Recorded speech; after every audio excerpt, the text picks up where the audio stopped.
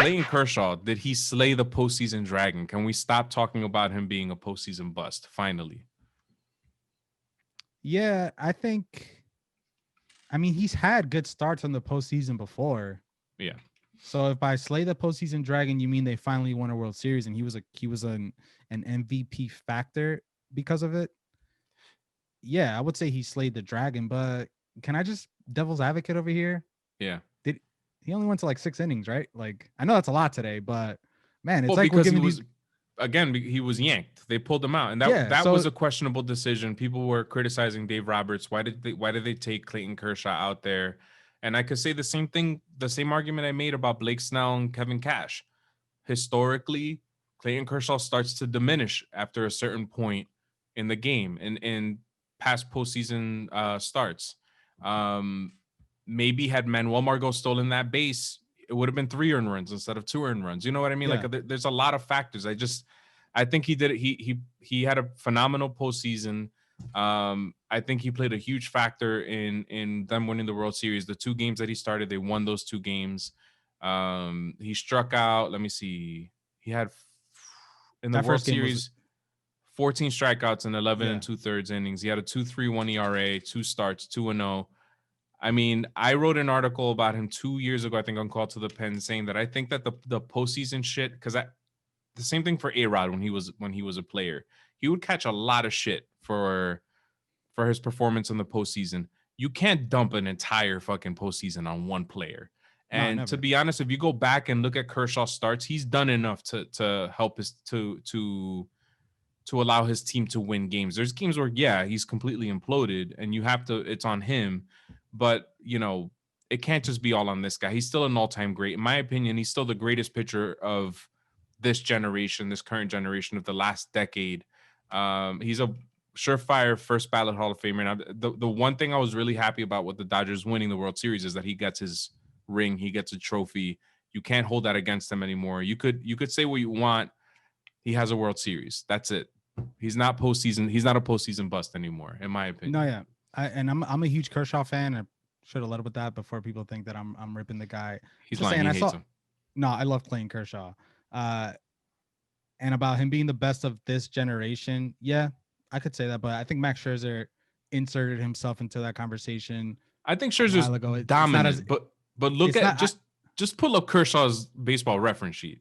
Yeah, but I feel like it's like, what do you want? Do you want the guy who's going to shut down a lineup longer, or the guy who's like Clayton Kershaw's amazing, and there's nothing taken away from that, but it's just baseball's becoming more about it's becoming more about what Blake Snell was last night. Just give me the Mm. 5 innings.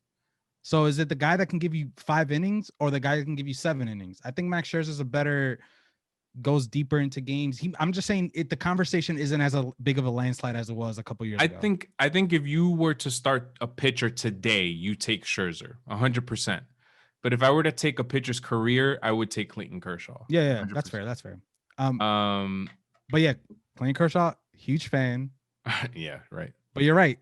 It could have gone both ways had he not been yanked in that position. I know Clayton Kershaw doesn't want to be yanked. It's not his decision. Just saying, take it for what it is. Could have gone either way. Can we Yes, just can we address one thing and just put it out there, make sure it's on the record.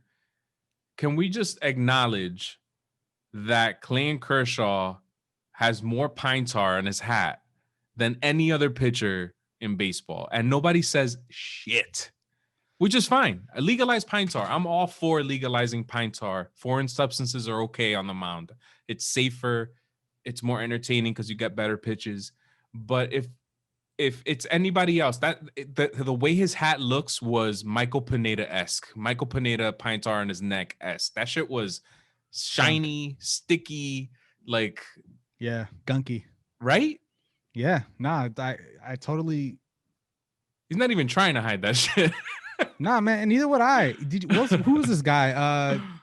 Trevor Rosenthal had it like in his back pocket. It was like looked like he shit himself, kind of.